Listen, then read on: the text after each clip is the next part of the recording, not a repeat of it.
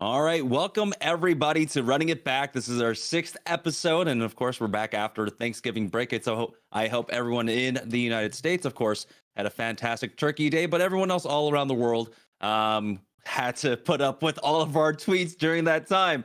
Now, we did have some great and amazing events, and of course, I have with me co-hosting Miss Harvey. How was your last 2 weeks?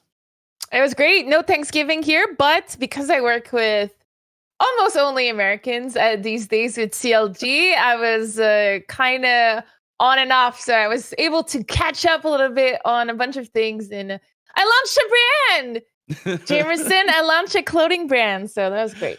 That's awesome to hear. But we've also got another guest for this week, and it is going to be Cloud9's MoonChopper. Now, Moon, welcome to the show. We go back a little bit. We've played a lot of games together, and now you are here in Valorant. Why don't you go ahead and tell our viewers at home exactly what your history like leading up to Valorant was?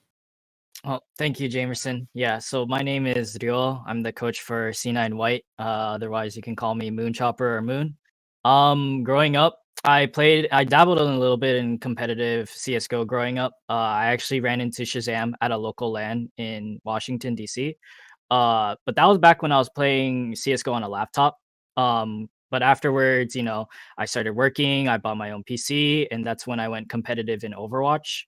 I played with a lot of players on teams that ended up being in the Overwatch League. However, for myself, due to like IRL obligations, like paying rent, making money, I quit early on after a year. But my most notable teammates were probably like Zachary and Venerated, who are respectively on FaZe and LG now, or used to be on LG.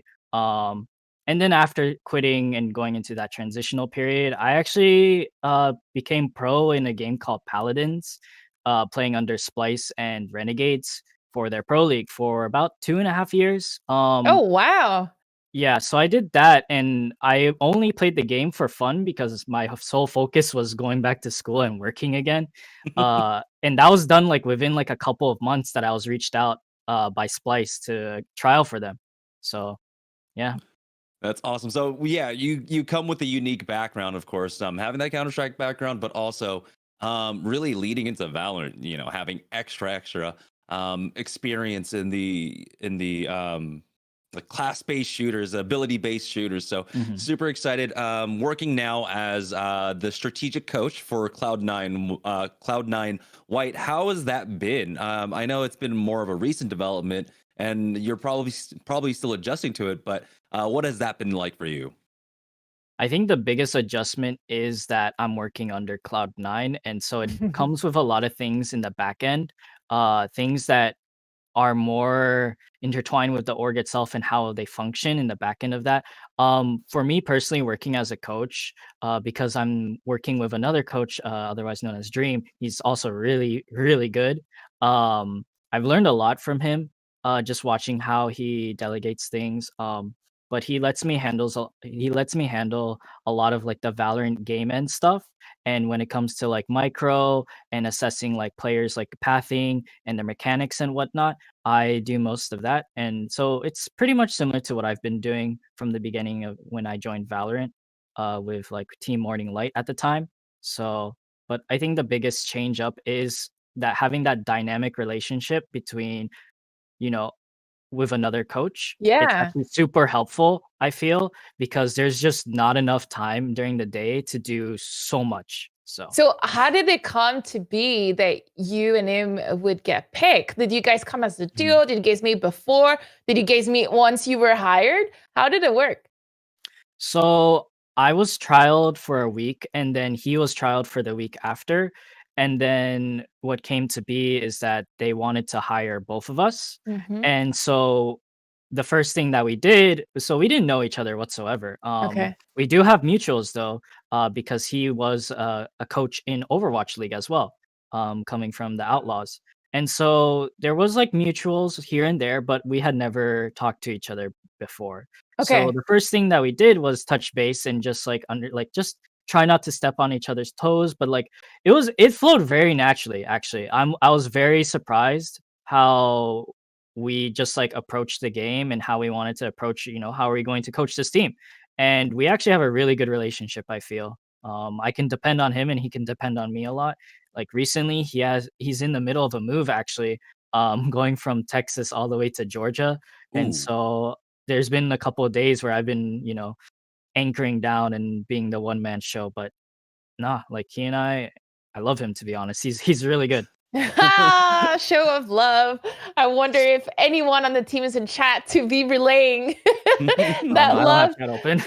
No, that's super awesome to hear. I mean, especially now, yeah, a move is a big thing currently, and that kind of move from Texas to Georgia. People How forget is how the- big Texas actually is. so- Yeah, you're right. Just getting out of Texas is probably pretty hard. So how has the relationship with the girls been from since you joined and then now? Like, how's the progression? How's the practice going and everything? I think the biggest thing is that we give them a safe space to talk to us and do one-on-ones with.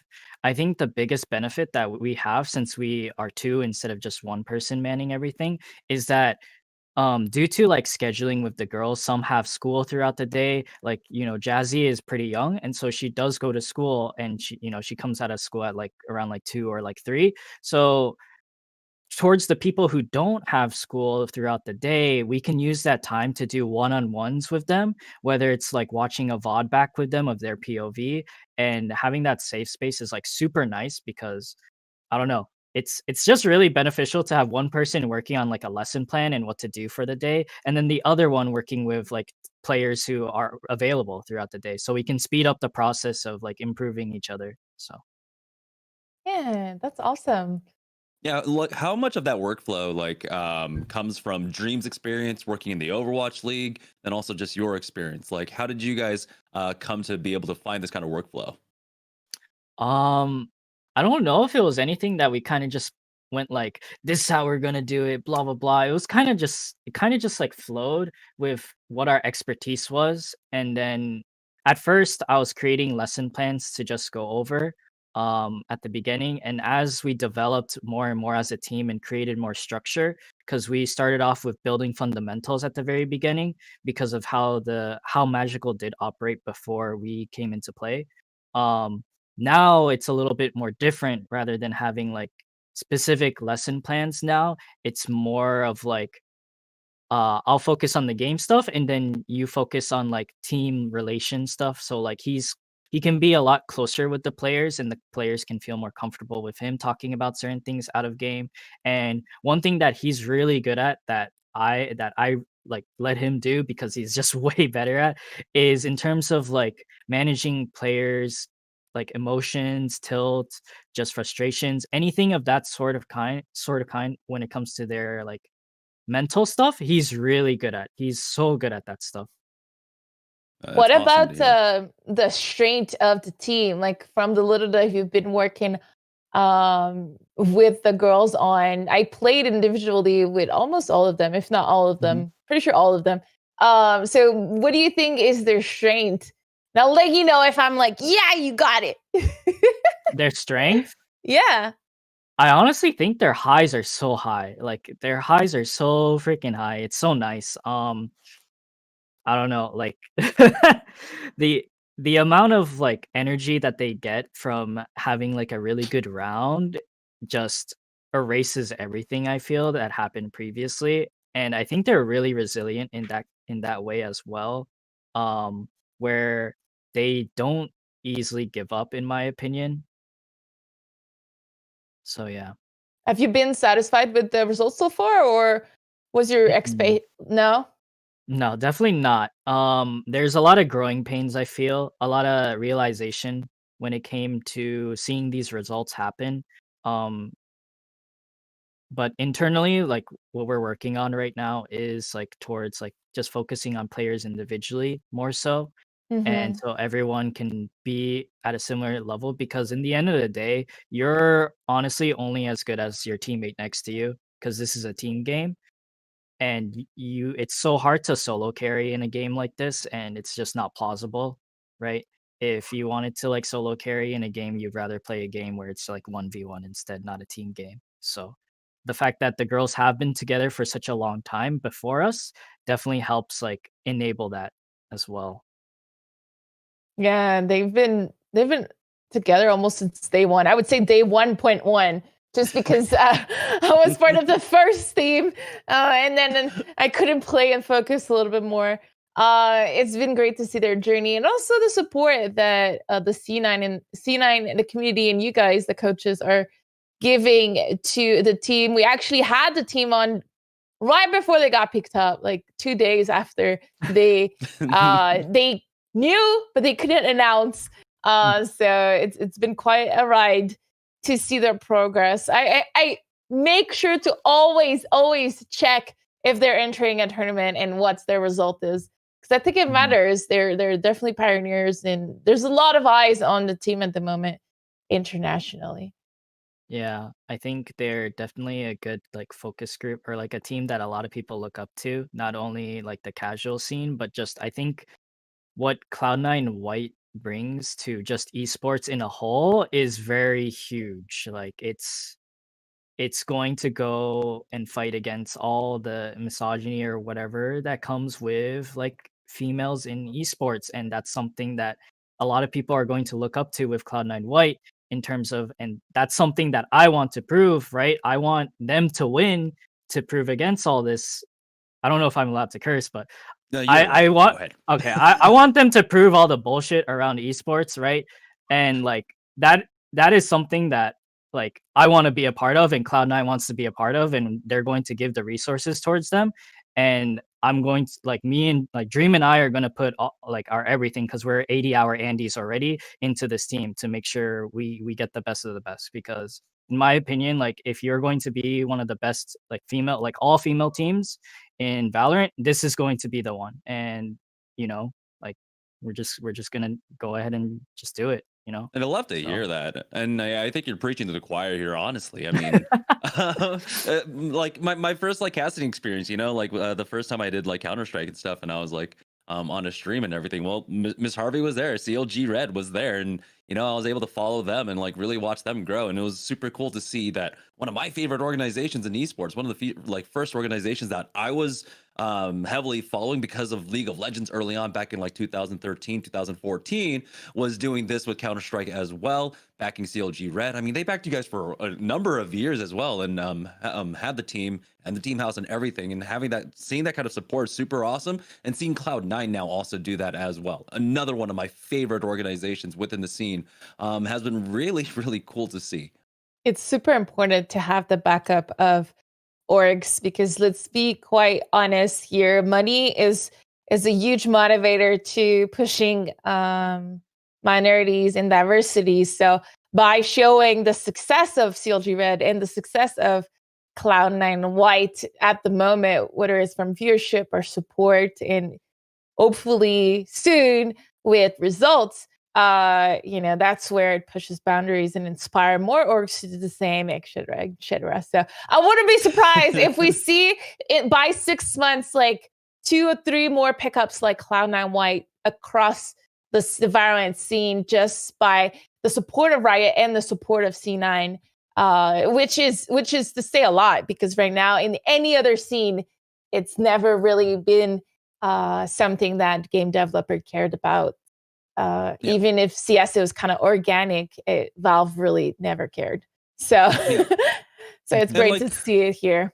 speaking of opportunities to prove Yeah. yourself, we did have, of course, the announcement of the Valorant Champions Tour, and so let's go ahead and talk about it a little bit. I want to get your ideas on it. And so it was announced on Twitter, of course. It started off with a pretty cool video. Like, it started a little slow, I'll be honest, with that video, but it did, when it picked up and it hit hard, and I was super excited about the news.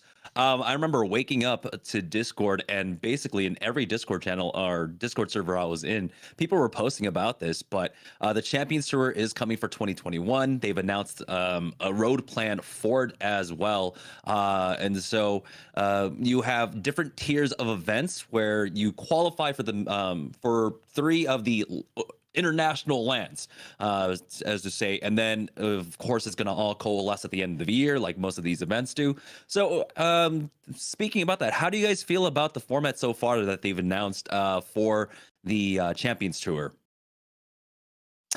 Well, the first thing that's surprising for me is that they keep saying we don't have a plan, we don't have a plan, we don't have a plan, and then bam, like huge plan for 2021. So I don't know if they're always making these decisions very last minute and then announcing as soon as they're like, okay, this sounds pretty cool, let's announce it. But it's interesting. Like, I don't know what to take because right now the first strike is probably the first event where they're going all in internationally with all of these divisions that are happening across the world. And then all of a sudden Champions Tours comes out. And without verifying their first strike kind of format, they're doubling on it with the Champions Tours. So for me, I think I would have liked to have waited for this tournament to be over, but I think I understand. I think they want to get people hyped. They want to get people involved, and they do want to make sure that tournament organizers are stepping in and kind of being like, I want to do something here.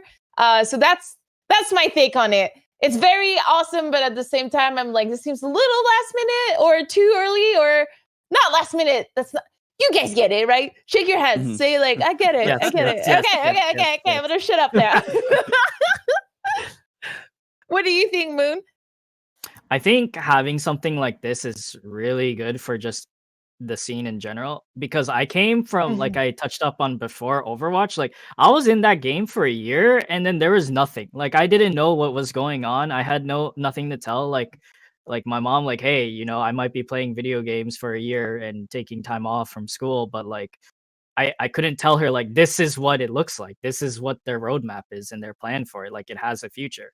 Like, Overwatch was kind of just like didn't say anything. Overwatch League Contenders was just a rumor for a whole year.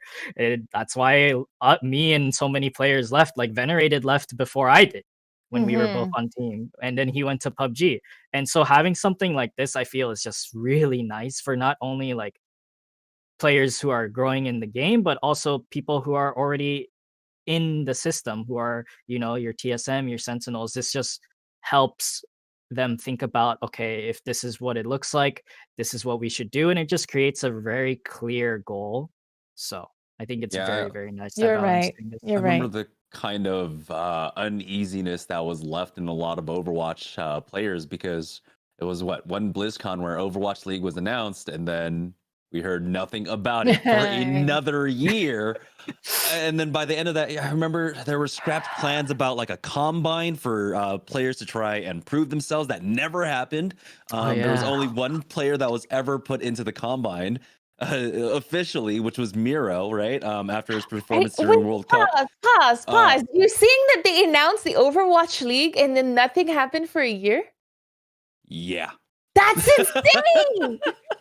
Okay, it was just like, we got the Overwatch League, and then nothing happened. I don't know exactly what was going on behind the scenes, but there was a lot of uneasiness about, like, because it felt so unorganized. Okay, so let's be happy about this. I'm sorry, I was a little negative Nancy. Go Riot! I think like a lot of these devs and like companies that are taking their esports in-house and stuff have realized that this competitive kind of roadmap is very important. We did see it. Apex Legends put out a competitive roadmap.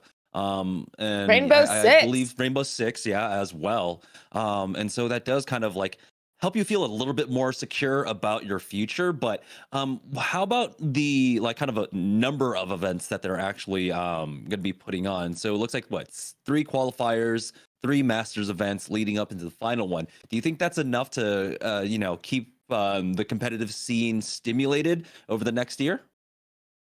I would think so. If you compare it to like a traditional circuit, I want to say that the League of Legends and CSGO circuits are probably the extremes. Like, one is like there's only one, and then CSGO is like a melting pot. What I like about an hybrid, which is Dota right now, Dota 2, is really to be able to have these 3 majors around the years with more little tournaments in between. Allows tournament organizers to kind of be creative, create new stuff in between, create hype around their own events while securing and keeping the big majors as the most important. I think that's what Valorant is trying to do, some sort of hybrid where they can control the narrative for the majors that champion store, but at the same time, they don't prohibit tournament organizers to be making these events in between if they want, which I think is 100% my favorite style. The hybrid format from experience is the most fun as a spectator because every weekend can be interesting, even if your team is not doing great on the main circuit. All of a sudden during a weekend, they can be competing for $500,000 and it's still awesome, you know? Yeah, I didn't really consider that like something, because I don't follow Dota too often, but I still will follow, of course, whenever TI rolls around or whenever the Asia minors roll around, stuff like that. And you're right, that does really kind of like pique your interest at different times of the year, and like you can step in if you just kind of want to keep your feet in the waters there. And so I didn't really consider that. Is this something, Moon? What's your favorite style of like year-long events here if you compare to everything that you've known? I honestly like how Riot's doing it so far with just having something kind of like majors and then going into a worlds type thing, but also giving enough time for, third-party organizers to also host their own events. I'm a big fan of developing tier 2. I'm a big fan of big tier 2 tournaments because those are your future tier 1 players. Those are your future players that if you're there while they're grinding in tier 2, you know their story. You see like, oh, they've been on this roster, they've been struggling here and there, and then they go on this high win streak in tier 2 tournaments and just dominate everywhere, kind of like how like Equinox was doing at one point, or Morning Light was doing at one point, or even Mamba Mode, right? And then you see players from like each organize or each team getting picked up, or even with Equinox their whole team, right? And I feel like that's super important because that's not something you can do without those third-party tournaments, like especially early on. And I think we're super blessed to have like these weekly tournaments that are not $1 Maturino Winston plushies. I'm gonna be real. I know Jamerson, you know all about that. For Blizz Bucks. Yeah, but for us, we actually get hard cash of like 5K, 10K, and that's like super good for players who put their all, who take like a year off from school, or their parents are like harping on them about like esports and whether or not it's something that they should be pursuing, right? And I think just that's super important, and I think you need to keep having that regardless if Riot throws out this, their idea of how they want to take care of things, right? So that's for sure. I see that one of your players in chat, Mel, is in chat. So if you have any question, Mel, we'll hook you up. We have some contacts here, so maybe I'll read your question. Something else is going on about right now is the First Strike NA stuff is happening. First of all, we got the talent breakdown for NA and EU. I have to say, there's 9 talents that was announced, and I have to say there's only one girl. She's my homegirl. It's Sue, and she represents like 15 girls as she can kick all of these guys' ass in quality. But the thing is, I really wish we saw a better ratio, especially with having someone on Cloud White today as a guest. So this is my only complaint. I think all these guys are great. The talents is looking great. I just wish there was more than one token women in this talent pool. That's all. I gotta say it. I completely agree. I mean, seeing the talent pool, I know a lot of these guys. I love them. They're awesome. They're fucking awesome. But and Sue, of course, is just an absolute rock star, right? But I agree with you. It's that same thing that we always see in esports, where we've got, of course, one female, and she's either the host or she's an interviewer. And I think that this should have been again one of those marquee events where you kind of break the mold a little bit if you really do want to support diversity within the scene, and especially like diversity in your player base. You got to represent it on your talent side, and that's not really being done here. Now, looking at the backgrounds of all of these, of everyone here, of course. Gods. All gods, okay? Yeah, fantastic. Of course, Cash, one of the best hosts in League of Legends. DDK, just fucking brilliant mind coming out from CSGO. Golden Boy, of course, just an overall, like, talent in whatever role he wants to be put into, but it just really feels like, you know, they missed the mark. Like Potter could have been on here easily. I've been I know loving what she's been in doing. Europe. I know she's in Mhm. Europe, so maybe she could have been on the European side, unless she came back recently. It's confusing, but I agree. Jamerson, I wouldn't say like I'll remove this person for a girl right now. I would never. Now that the talents is announced, but I would definitely see if for the next one if we could make a little bit more room over there to like try to represent a little bit more the gaming ecosystem. I want to say since 50% of us around the world are women. That that being said, that means we also know all of our teams in NA. So correct me if I'm wrong, but it's going to be 100 Thieves, Renegade, Sentinels, NV, FaZe, T1, Immortals, and TSM. Am I missing any? I believe you got them all. I can't count. I can't count. Yes, I did it. 8. Oh yeah, I see it. Producer put it on screen, so we did great. So good lineups, but the competition was so fierce to make it there. We kept talking about it weeks after weeks. What do you think about that top 8, Moon? I think there's some teams in there that people were surprised about. I think there's other ones that people are like disappointed that aren't in there. I think Gen G is also one that people did think would be in here, but unfortunately they're not. You're right, Gen G. Yeah.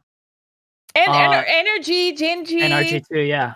And But- Cloud9. I thought I'm a fan of your Cloud9. Yeah. I don't know how to say it, like the non-white, the other NA team. The blue. Okay. Cloud9 blue. I'm a big fan of Tens. The blue, exactly, chat is saying. You know, I'm big fans of them, but obviously white at heart. But yeah, I thought they were gonna make it too. Yeah, you're right. There's a lot of missing in action here. So I can dive into a little bit about go ahead. Cloud9 Blue. For them, first of all, I highly recommend everyone watch the video from Cloud9 Valorant's YouTube channel about, and it's titled like "How We Failed in First Strike" or something. And all that's right, let me pull something it up. that You talk. yeah, that's something that I don't see often, is where an organization will post a video about how their team failed or why it failed in such a huge event. And I think it's so like amazing that they did it, because it really shows you like more of a personal like feeling of like what these players are going through, what happened, right? Because usually it's just teams being like how we won in First Strike, how we qualified, blah blah blah, and that's such easy content in my opinion that you will do regardless, right? But this kind of content right here, I feel like is more personal and actually, you know, helps fans and people who support Cloud9. You know, this is like a give back to them, because it's like you want to know why the team is not doing so well, and you want to know you want to get closer to the team, right? So, but yeah, I completely agree. I'm a big fan of y'all's YouTube. From how big it grew as well. From like, oh, I got banned from posting that in chat. Okay. For those listening to this at home, sorry, I had to acknowledge it. But yeah, and your YouTube grows so fast. There's already 70K subscribers just to Cloud9 Valorant. Like, I'm not talking Cloud9 overall, like literally just Valorant. So there's definitely something here that Cloud9 is doing right when it comes to the Valorant content. And I'm a sucker for your stuff. It's been really enjoying to watch what you guys do. I think you're really ahead of the curve when it comes to Valorant across all of the orgs at the moment. I don't know if you had a chance, Jamerson, to dive and get lost into their YouTube. I haven't, but I am like my interest has definitely been piqued by this one specific video. Like, yeah, right? Moon is completely right. How how did we fail to qualify, and making a video around that is super important, because you can't just always celebrate your victories. You have to talk about these moments. And I think also really humanizing your players is super important at this point as well. Yeah. For a lot of people, you know, that this might be kind of like their first opportunity in the limelight, adjusting to the kind of vitriol that can be out there on the internet. You know, I mean, you take a loss, you hit up the the competitive Valorant subreddit, and then you see the amount of people just talking shit, right? And what are you told to do? Just like learn and like grow thick skin. You can't be in this industry without thick skin. I mean, that's really that's a terrible way to look at the fucking world. Like, it really is.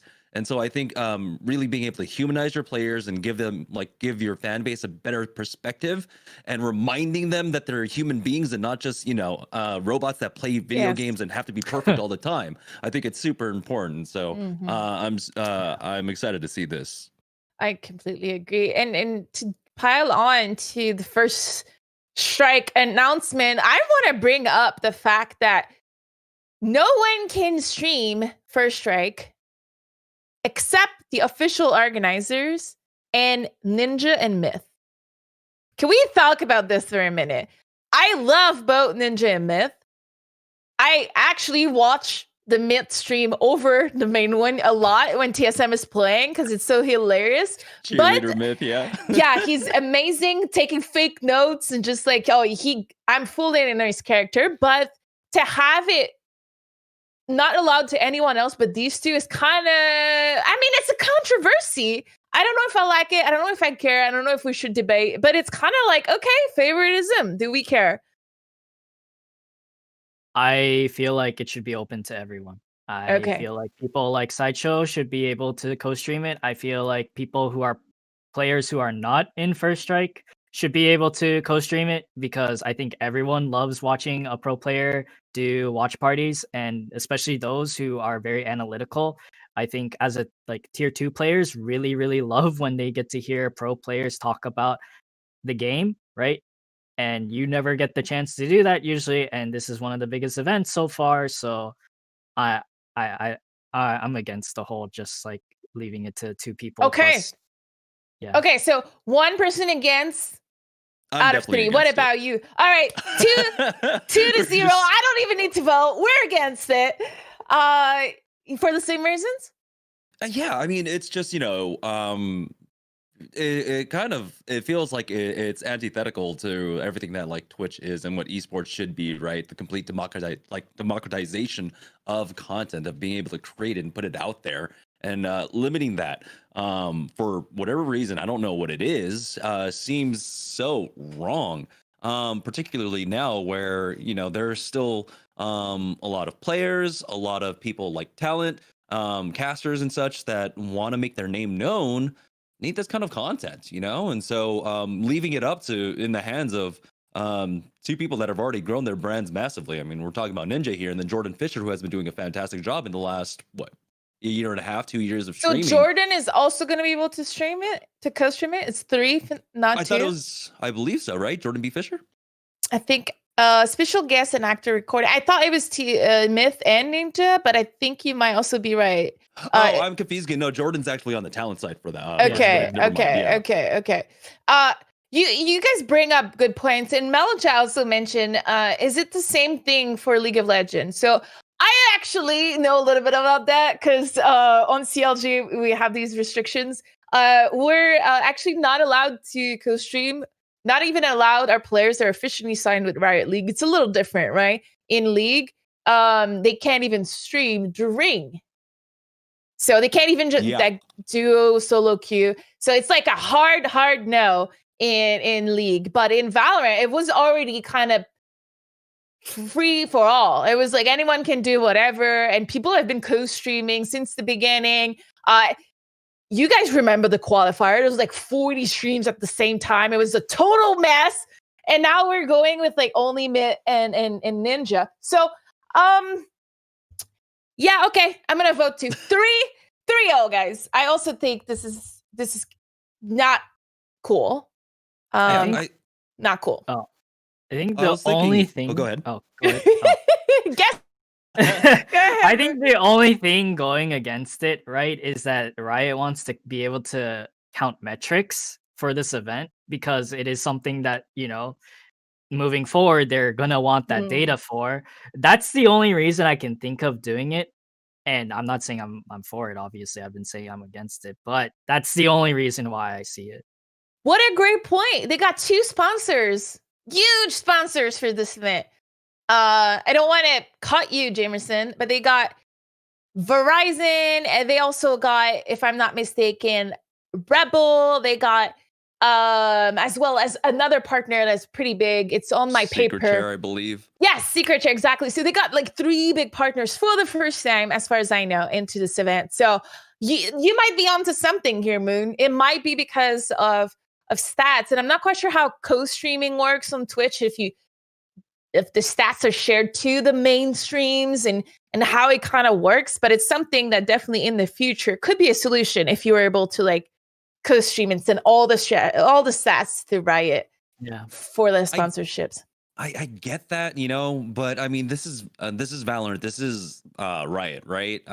Securing these sponsors, I don't think it's kind of like that big news for them, and I don't think that's something that they really need to worry about here in the Valorant scene itself, just because they've proven themselves. I mean, take a look at the partnerships that they have in League of Legends. You got MasterCard, you had the Louis Vuitton partnership that they did and everything. Louis. They're not messing around, and we know that they can secure it. So I don't really think it's anything to do with like stream metrics. Maybe y'all seen Overwatch screwed up everything. I'm just teasing. Overwatch really did mess up. Because, they did. That was the same thing. You were talking about how restrictive League of Legends were for their players, and when it came down to franchising, you just couldn't solo queue during game days and stuff like that. It was the same thing for the Overwatch League players, where they're not allowed to stream during the Overwatch League broadcasts. They were even more restrictive on like if you were streaming, you couldn't more than like triple stack and stuff like that. Like in queue, it got to be very, very restrictive for those players, and that's insane, actually. Also, side note, I don't want to derail too much because the show is going great. Moon, you're a great guest. But side note, Overwatch is like 1 million matches. That means you can never stream. Yeah, it was. I mean, the broadcast days used to be 4 out of the 7 days of the week. It was Thursday through Sunday, and so you almost had like no chance. And now like they desperately need all their pro players to be streaming because there's such a long off season, and then they haven't built up that kind of like these a lot of the players themselves haven't built up that kind of stream schedule and stuff, and it's a weird dynamic that they have. It's so weird. The other day I was thinking about Tespa and how everything that Blizzard buys kind of dies. It's like the Midas touch but reverse. It feels like their touch is like, I don't know. Like poison ivy or something. I'm just throwing this out there. When I think about Tespa, the league that they bought, MLG, they also bought like IPL, and it just like feels like everything goes there, sits on the shelves, and then no one takes care of it. No one put water on the plant, and the plant just dies. Yeah, I'm trying to think like how many people from IPL are still actually with Blizzard. I don't think not a single person. I think overall it was just like not any of my personnel friends from IPL. Yeah, Josh is no longer there. He's in Vegas now. Can't really. Yeah, it's insane. Oh la la la la la la, guys! There's also the First Strike EU Thailand lineup that was announced, and it's a completely different sphere. First of all, it's like half the staff.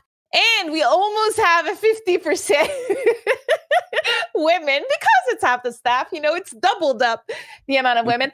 Do we know why there isn't that many people in EU? Do you guys think Valorant is putting all the eggs into the North American kind of scene at the moment? Because it did feel like there was twice the amount of teams in the qualifier over there. I think it was like 512 teams were able to qualify, while only 256 in NA. But it doesn't like seem to reflect on the talent lineup. Yeah, it's really weird because I mean, you do have a star-studded roster for the NA lineup, and you got to imagine with the roster that they have, how much they're actually paying out for North America in terms of just like talent pay at that point, and then having literally less than half that here with 5 overall. Looks like what is it, 2 pairs of casters and then a host, while you got everything afforded in North America seems strange, and it's kind of disconnected when you look at it. Again, you were talking about it, Harvey, how the formats were different, right? It was also like a best of one for Europe, just because it was such a massive field of teams up until I don't know, what is it, round of 32 or something, maybe round of 64. It really was. The best of ones are not good. Oh yeah, especially Valorant. It's so fast. In like 20 minutes, you're done. You're like, what happened? What happened? I mean, I'm gonna grab some tea. You know, it's very frustrating playing best of ones in something so big, because it's not an invite. All these people are playing from the ground up, and it's definitely viable that there's an X Factor team that knocks out a tier 1 team because they just run something so unorthodox and they also win pistol, because when you win pistol, that's like 30% of the half is already towards you. And if you win like 1 or 2 more off rounds from something just cheesy, then you're already 60% of the way done with the set, and you're just gonna win. And at that point, it's really hard to come back, especially if you do it like on a map like Split, for example, and you just cheese them super hard on attack. You get so many rounds on attack, and defense Split is just so easy for any team to actually play out, right? And like in a best of one scenario, that's terrible. Couldn't agree more. But in this specific situation, teams like Liquid, G2, Fun Plus Phoenix, am I forgetting any org here? It feels like the top teams in EU. Oh, and IP didn't qualify. There it is. Yeah. There's our upset. There's our upset. Didn't qualify, and Guild didn't qualify either. And Guild was a team that was taking maps off of G2 and FPX. That's it. Okay, so 2 top teams didn't qualify, which is a little more surprising in Europe, since the top has been a little more stable than in NA, where kind of people beat each other. So sorry to them. Pretty disappointed, but you know, it's just the first event. I'm sure that Riot, hopefully, crossing my fingers, are going to improve the way they do their qualifiers. Do you guys think that right after this event, we're going to see like a huge shuffle? Like just what happened in League of Legends, where in 2 seasons, only 2 players out of all the NA teams kept the same players on the team. Like, do you guys think right after first strike, because a lot of contracts are going to run out too. A lot of these contracts are either 6 months or 9. Like, I feel that we might see some things getting shaken up. I think one thing to take into account is because of how big NA Valorant is, with how teams can just constantly beat each other at any given moment. I think it's highly likely that some players will actually feel the need to go to a different region because of how the system is right now with Valorant. I can see players going to other regions, because then they will not only elevate the teams that are there, but also actually get more money, because they do not go again. They have a higher chance of making it to Worlds. Yeah, so you think that an org would pay and fly out like the whole roster in EU and beat in battle versus Liquid or G2 or something? I don't necessarily think like a whole org or an org will fly out the whole team to be in a specific region, but rather players like who either get cut at the end of first strike, like after first strike. Yeah. Are because now that, you know, these organizations have this info, you know, that might make player shuffling and like one-on-one trades or just selling players that much more like lucrative, in my opinion. So. Yeah, I mean, that's kind of interesting. I didn't really think about that. Me neither. Regional qualification for the Masters and stuff, because I mean that's a little bit of what we saw during I believe like it was like the Fortnite World Cup qualifiers and such, because they broke it up, right? That you had the Eastern US or Eastern North America, and then or North America East and North America West, and like people thought it would be easier to qualify here in East, and so because that would put you closer. It was actually a little bit more in depth than that, because lag and ping was a difference, and so I think they were trying to get as close to the servers as possible as well, and so that is kind of interesting to think about, like because this is going to be a global thing when we get into the Champions Tour. Right, we're gonna to have APAC involved, EMEA, and so that would be really interesting to see. Like maybe a team just flies out to Thailand and competes out of there. That means that we're gonna have to see some region soft locks at some point. I'm just calling it out there, but any game that never had any region soft lock sucks, in my opinion. Look back at what happened with StarCraft and any of these others, like even early League of Legends before the region lock was a chaos. So I think you're onto something, Moon, and I think as soon as one team does it, bam, they're gonna regulate it real quick. That's my hope. That's my hope. Or else we're all going to be Korean teams in NA in like a couple of months. Let me tell you that. I don't want that. League. Everyone's going to be Koreans. I don't want that. So I mean, okay. So finishing up our like conversation here in like the First Strike EU. So is it just going to be another G2 like Fun Plus Phoenix finish? Like, what are you guys expecting for the finals for First Strike EU? Yes.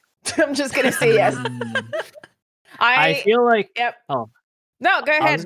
I was gonna say I think No Penki is actually a team people should keep their eyes out for. They beat Guild, Guild beat G2 and they beat FPX before. So if No Penki beat Guild, then maybe No Penki should beat FPX. Like so thinking about that way, regardless of that, I think No Penki has like a good chance, but honestly, with how G2's been losing maps here and there, I wouldn't be surprised if G2 had an upset. Like they got upsetted at one point. I know Orglis, who used to be Prodigy, actually did pretty well against TL. They had like a game on, I think it was Ascent, went 13-11. And then afterwards, they kind of just lost their stride and then like kind of went 13-5 in the next one, which is whatever. But the fact that they got close to TL without any backing from like an organization is something to look at for sure. So I'm looking out for the G2 versus Orglis and the FPX and No Penki. So I feel like you're the first guest that knows as much about EU. Every time we're kind of talking about EU, the guests are like, I'm not gonna lie, I don't follow EU. That's pretty much what happens every time. So I'm glad you're on, Moon. You're like, no, I'm doing my job. I'm scouting everywhere across the world.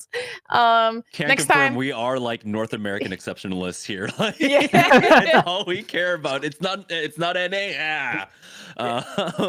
But okay, that's awesome to hear that there is upset chances, especially in EU, where it's been kind of like monolithic. Right, in terms of the teams that have been dominating in that, but I can't believe like we are getting closer and closer to the end of the show, and we still have like so much of our run through to go through. But I think I touched upon it just a little bit, but we do have, of course, our first news of LANs being announced for Valorant. I believe there was a LAN. Korean tournament announced, but that was the second LAN that was announced. I'm trying to rack my brain. Do you remember what the first one was, Moon? It was called Clan Masters. It was 3 months ago, where Vision Strikers won it all, and it was like around like an 8K, like after transaction, it's like an $8,000 prize pool. But yeah, it was called Clan Masters. It was 3 months ago. Vision Strikers, being Vision Strikers, just won it all. So yeah.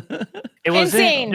There wasn't any like Riot specific client to my knowledge. It was just the Korean servers, so it wasn't like majorly like hounded by Riot. So, but yeah, there was one before. I don't want to see you guys at LAN anytime soon. Okay, wear your masks too if you go. It is Korea though. Korea has been doing a fantastic, outstanding job so far. I mean, I think they average like 200 new cases a day, or I mean, not a day, a week. If that, along with the contact tracing. I mean, I've been researching it a lot. We were talking about it before the show. I'm planning to head out to Korea in about a month's time. But I think it's it sucks because like North America has like all these events coming up, but we've been the worst about handling COVID. Yeah, let's be real here.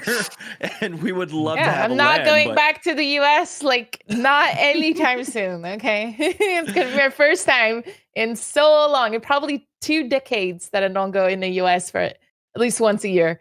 So, not touching your soil. Good. We didn't really get to talk much about it. There was, of course, the patch that happened. We talked about it last time, and it was still kind of fresh. But let's go ahead and, because we do have, of course, the strategic coach for Cloud9 White here in Moon. What have you been noticing with that last patch coming in over the last month? What kind of changes are you seeing in the game? And what do you think is going to be applied coming up into First Strike, which starts tomorrow? Yeah. So like from the qualifiers, we got to see people running triple duelist for the first time. I think that's insane. Like insane, not in a bad way, but insane as in like I don't think people actually thought about doing that for a while because they're like, oh, you need this and that specifically. But I'm not going to be surprised if people start not running sentinels either, because at this point in time, sentinels' job was to get information in a specific part of the map where you couldn't put a human resource in, and or watching your flank and anchoring in the back line when you're on T side, of course. But having another duelist, like a duelist like Raze, for example, who has recon utility herself and has a lot of pushing power and is like does the same job on like T side when she's anchoring by herself.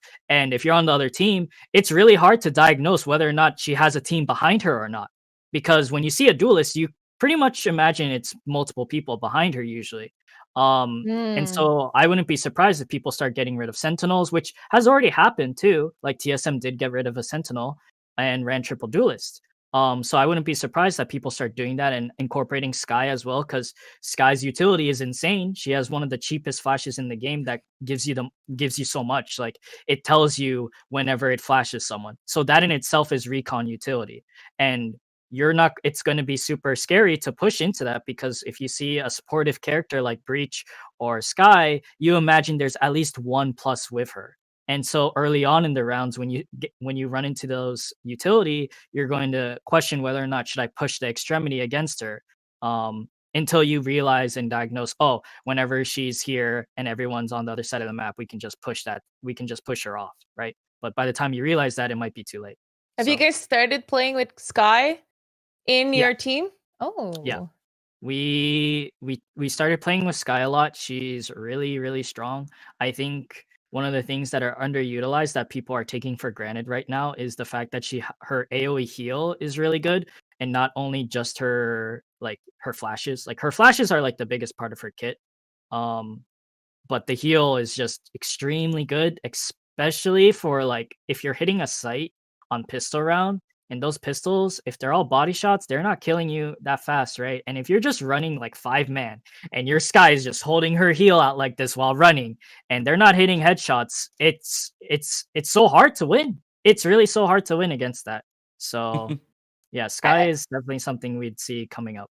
I've been pretty unlucky. I started playing Valorant again in the last 2 weeks, and my queues are awful. Like last week, guys, I'm not telling you, 7 queues in a row, someone left.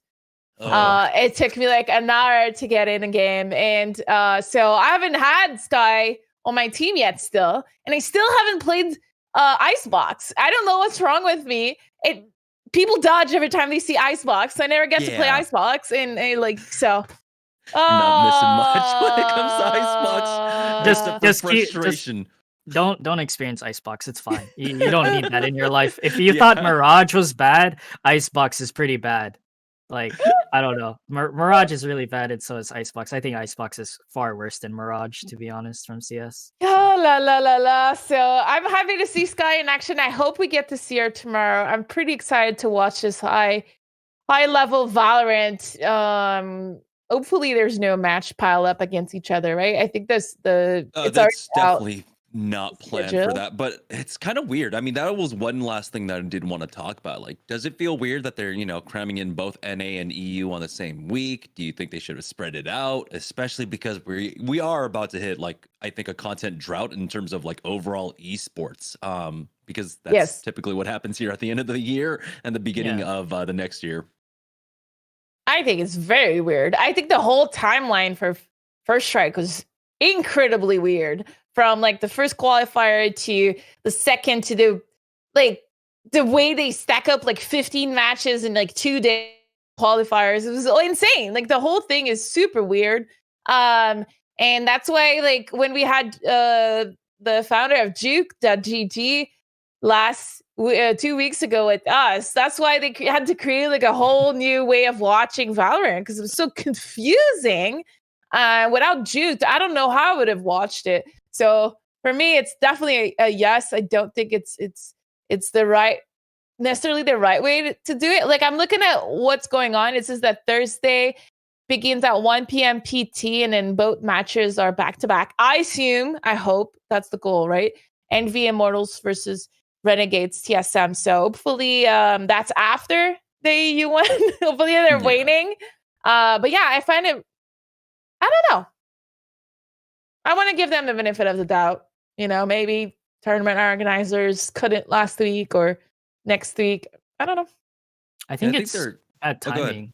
I was gonna say I think it's pretty bad timing with how they released the patch and like the timeline for like, when a new agent releases after a certain time, that's when you can play her in competitive. And same thing with the map. I think the timing is pretty shitty, to be real, because they just played the qualifiers without Skye, without Icebox, and now they're going into the actual thing with only like 1 week of prep, if anything. Mm-hmm. Oh wait, Icebox is in the tournament? It should be in the tournament. I'm just saying that because the most recent Nerd Street tournament on the weekend had Icebox in it, and so I would assume that would mean that it's in the tournament, but I could be wrong.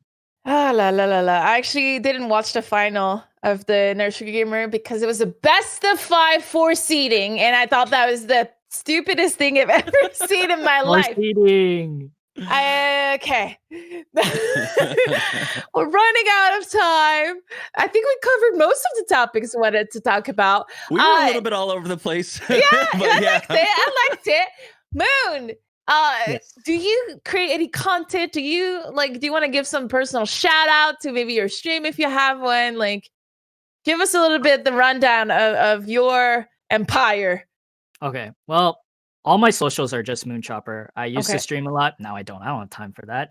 Now, so yeah, my Twitter, obviously, I cook a lot, so I post pictures of me cooking every now and then. But shout outs to Dream, my partner, Sword, who used to be one of my old coaches, Jay, my agent, as well as one of my old buddies who actually helped me step into the door of esports, and obviously Cloud9 for giving me this opportunity, and you guys for reaching out to me and giving me this opportunity. You're so sweet. So thank you. You are so sweet. Thank you so much. Personal shout out from me. I don't know. Stay healthy. Have a good holiday seasons. I think we have one more show before Christmas, but good holiday season. What about you, Jamerson? I mean, at first I gotta say, check out the new merch coming out from MissHarvey over here. By the way, you're so sweet. You always be plugging. ABP, always be plugging. You're right. You're right. Elevate is my new brand. Let's go. Okay, we can. Thank you. You're so sweet too. No, but yeah, same as always. Just everyone stay safe because Korea's getting lands. We don't have them yet. I would love a land for North America, so please just wear a mask. That's my shout out. Awesome. Guys, also follow GiantSlayer Val on Twitter. Without them, we wouldn't be doing this podcast, and we really appreciate it. Also, you can suggest some guests out there. We have 2 Cloud White person. Maybe if you suggest it enough, we'll have Mel on the show or something and get a third one. Let us know who you want to hear. We're back every 2 weeks on your favorite listening apps. Thank you so much on behalf of everyone at GiantSlayer, Wisdom Media, as well as Jamerson, Moon, and MissHarvey. We'll see you in 2 weeks. Bye.